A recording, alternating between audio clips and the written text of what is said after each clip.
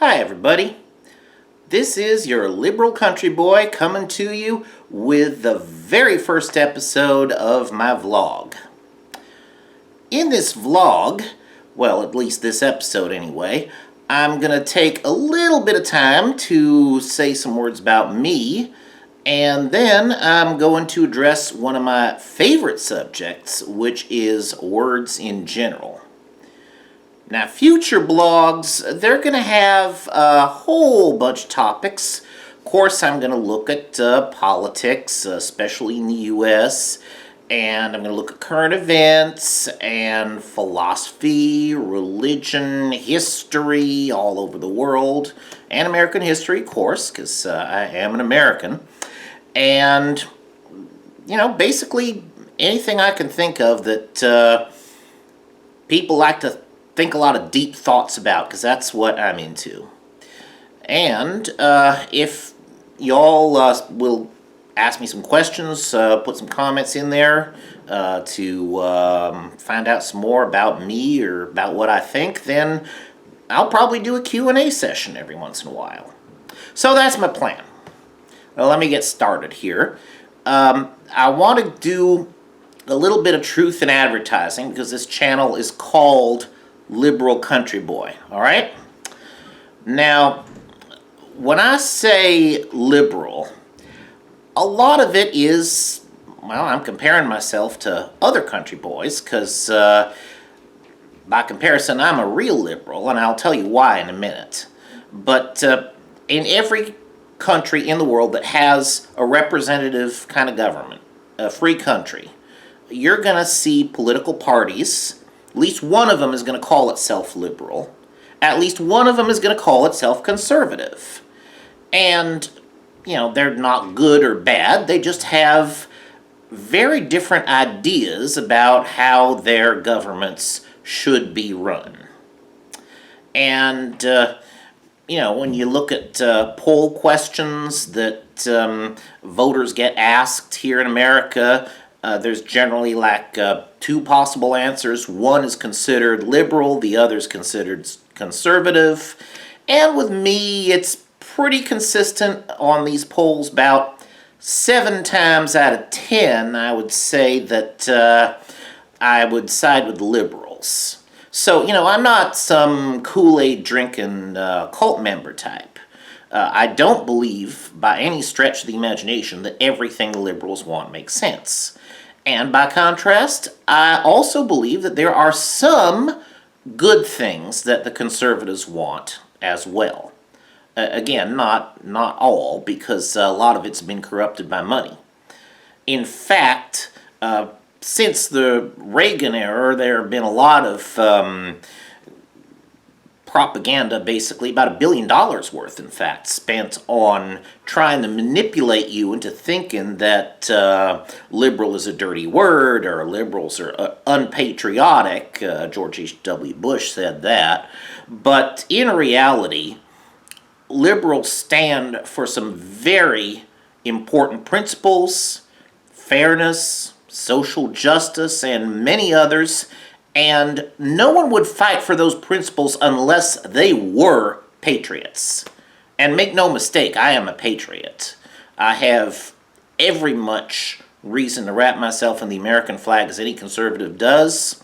Anyone who thinks otherwise, well, you bought into a $1 billion lie. And, I don't think that's in your best interest, to be honest with you.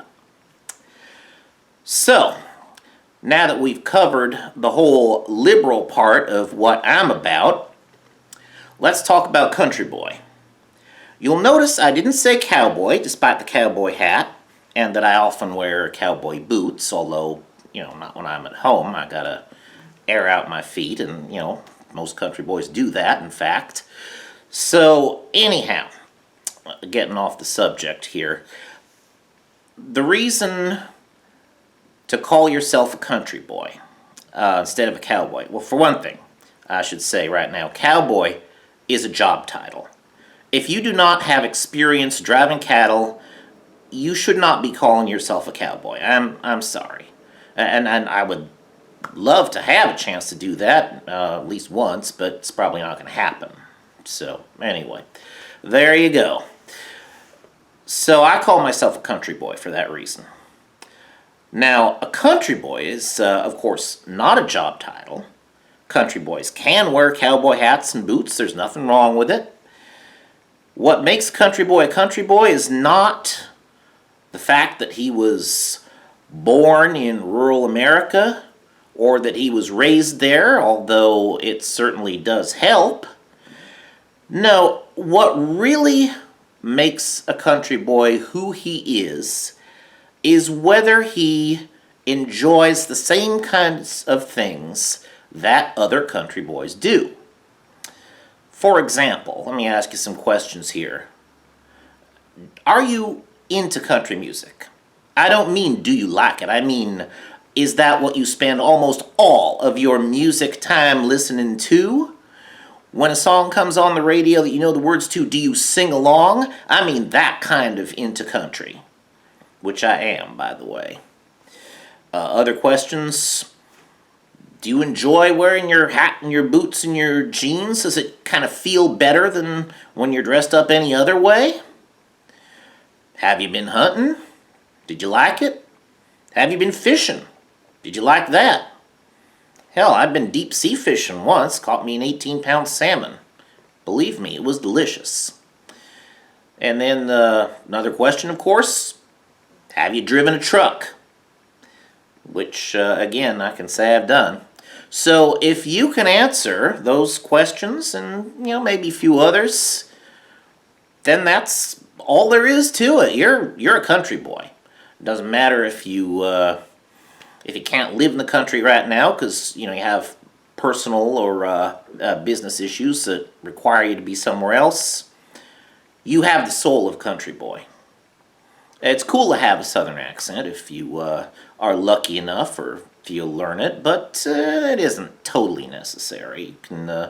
You can be from the Midwest. That's almost as good. So now that I've talked a little about me, I want to talk about y'all. Well, okay, I want to talk about the word y'all, folks. Now, as I say, I really enjoy words, and I love the word y'all, not just because it's something that country folks say, but because it is a very important word in a big sense. I'm going to tell you why. Almost every language, other than English, almost every other language on this planet has two pronouns for you. One if you're talking to just one person, and the other if you're talking to two or more people.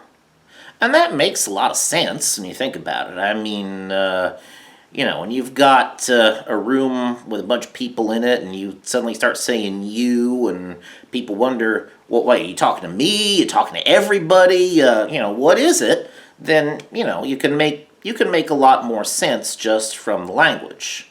And that's where y'all is useful. There used to be a singular you pronoun in English. That's the thee and thou from like hundreds of years ago. But, those kind of fell out of favor for whatever reason. Now we're stuck with just one, which is really too bad, in my opinion. So, now that I've talked about me and y'all, I hope you'll subscribe and look at some future editions of this podcast, and I'll see y'all next time. Bye.